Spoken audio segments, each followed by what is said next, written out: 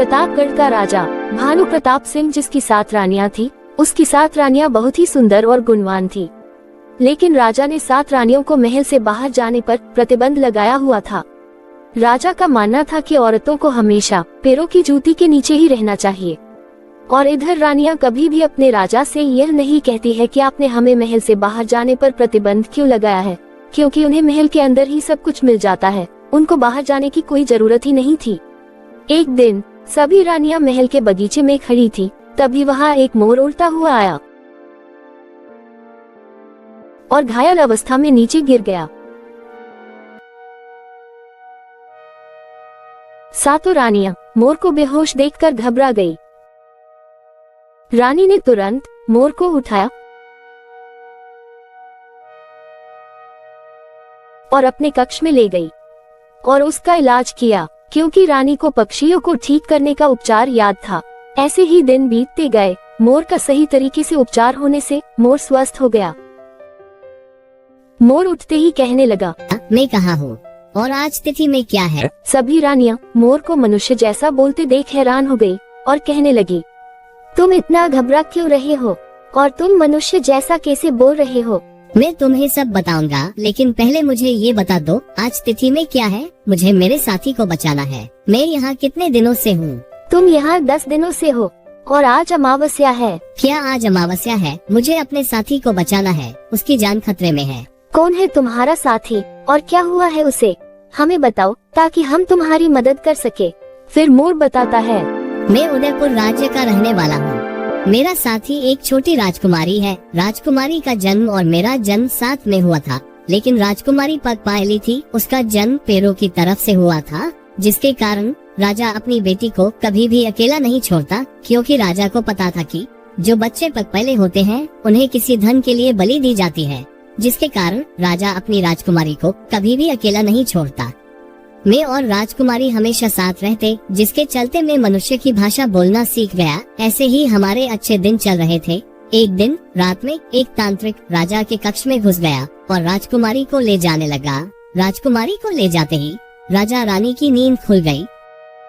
राजा ने तांत्रिक पर वार किया, लेकिन वो तांत्रिक बहुत ही शक्तिशाली था। तांत्रिक ने राजा रानी दोनों को मार दिया और राजकुमारी को अपने साथ ले गया। मुझे राजा के कक्ष से आवाज आए तो मैं कमरे में आया तो देखा कि राजा रानी दोनों मर चुके थे और राजकुमारी कक्ष में दिखाई नहीं दे रही थी। तो मैं राजकुमारी को ढूंढने गया तो देखा एक तांत्रिक उसे ले जा रहा था। मैं उसके पीछे गया और राजकुमारी को बचाने लगा।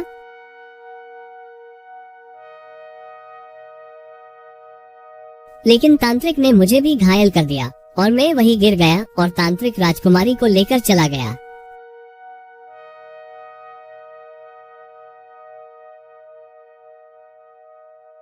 फिर मुझे थोड़ी देर बाद होश आया तो मैं फिर से राजकुमारी को ढूंढने लगा। मुझे अपने साथी को ढूंढते ढूंढते सुबह हो गई। फिर मैंने अपने साथी को एक गुफा में देखा कि तांत्रिक ने राजकुमारी को एक गुफा में ले जाकर राजकुमारी की आत्मा को एक चंपा का पौधा बना दिया और उसके शरीर को एक कांच की शीशी में रख दिया। मैंने सोचा राजकुमारी को केवल साधु बाबा ही बचा सकते हैं। मैं अपनी साथी को बचाने के लिए साधु बाबा के पास आ रहा था, लेकिन तांत्रिक के वार के कारण मैं कमजोर हो गया था और उड़ते उड़ते मैं आपके महल में गिर गया।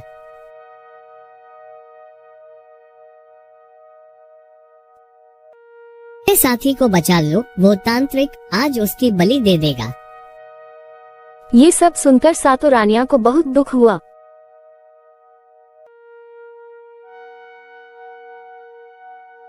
कुछ देर तक मौन रहकर कहने लगी, हम तुम्हारी मदद जरूर करेंगे। फिर 7 रानियां अपने राजा के पास आए और मोर ने जो बताया वो सब बातें राजा को बताने लगी।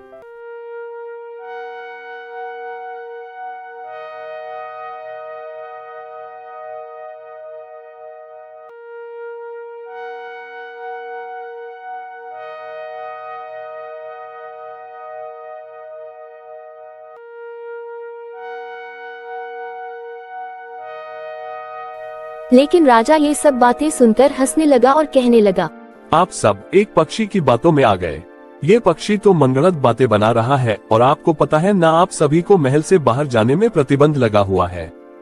स्वामी ये बातें मनगढ़ंत नहीं है, हमने देखी है मोर की आंखों में सच्चाई। और वैसे भी हम कहाँ अकेले महल से बाहर जा रहे हैं, हम आपको भी साथ चलने को कह रहे हैं। रानी साहिबा ये मोर बकवास कर रहा है, आप सभी अपने कक्ष में जाओ, तांत्रिक वांतरिक कुछ नहीं है।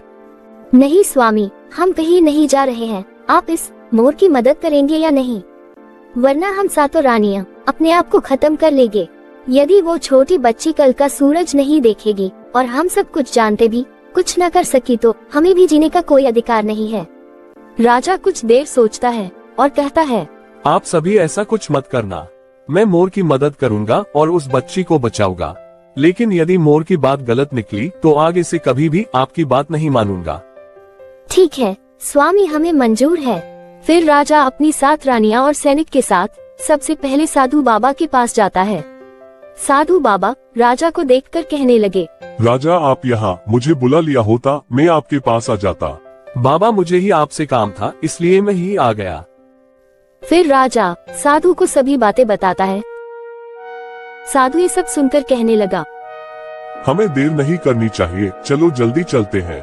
फिर सभी उस गुफा में जाते हैं। राजा रानी और साधु बाबा और मोर को गुफा तक जाते जाते शाम हो जाती है। फिर सभी उस गुफा तक पहुंच जाते हैं और गुफा को घेर लेते हैं। फिर सभी गुफा के अंदर उस तांत्रिक तक पहुंच जाते हैं। तांत्रिक सभी को देखकर पहले हंसता है और कहता है, आप सभी भी यहाँ बलि चढ़ने आ गए, तुम्हें मेरी शक्ति का अंदाजा नहीं है, पल भर में तुम्हें मार सकता हूँ। मुझे पता था तू ऐसा कुछ ही करेगा, इसलिए मैं पहले से ही तेरे से शक्तिशाली साधु को साथ लेकर आया हूँ। तांत्रिक अपनी शक्ति आजमाता, उसके पहले ही साधु ने तांत्रिक की सारी काली शक्ति छीन ली और राजकुमारी की आत्मा को चंपा के पौधे से निकालकर राजकुमारी के शरीर में डाल दी और राजकुमारी को कांच की शीशी से आजाद कर दिया। तांत्रिक की सारी शक्ति छीनने के बाद राजा तांत्रिक को जान से मार देता है, क्योंकि यदि तांत्रिक को कारावास में डालता है तो वापस से वो काली शक्ति करना सीख जाता, इसलिए राजा ने उसे जान से मार दिया। फिर राजा राजकुमारी मोहिनी को अपने साथ अपने महल ले गया। फिर राजा ने सबके सामने ऐलान किया, राजकुमारी मोहिनी और उनका मोर आज से इसी महल में रहेंगे और उदयपुर का राज्य जब तक राजकुमारी बड़ी ना हो जाए इसी राज्य का हिस्सा रहेगा। और जब राजकुमारी मोहिनी 18 वर्ष की हो जाएंगी तब उन्हें उनके राज्य सौंप दिया जाएगा। इतना कहने के बाद राजा अपनी 7 रानियों के पास जाता है और कहता है, रानी साहिबा आज से आप सभी को महल से बाहर जाने पर कोई प्रतिबंध नहीं रहेगा। आज मेरे अपने अहंकार से एक निर्दोष बच्ची की बलि चढ़ जाती, केवल आप सभी के कारण ये बच्ची जिंदा है। मैं आप सभी से माफी मांगता हूँ, आगे से मैं आप सभी की बातें मानूंगा। फिर राजा का व्यवहार अपनी 7 रानियों के प्रति अच्छा हो गया। फिर राजा अपनी 7 रानियां मोर और साधु के साथ राजकुमारी मोहिनी को लेकर गंगा घाट ले गया और उदयपुर के राजा रानी की अस्थि को राजकुमारी के द्वारा गंगा में बहाया। गंगा में अस्थि बहाने के बाद वे सभी उदयपुर के महल में गए और उदयपुर के राजा रानी को श्रद्धांजलि दी।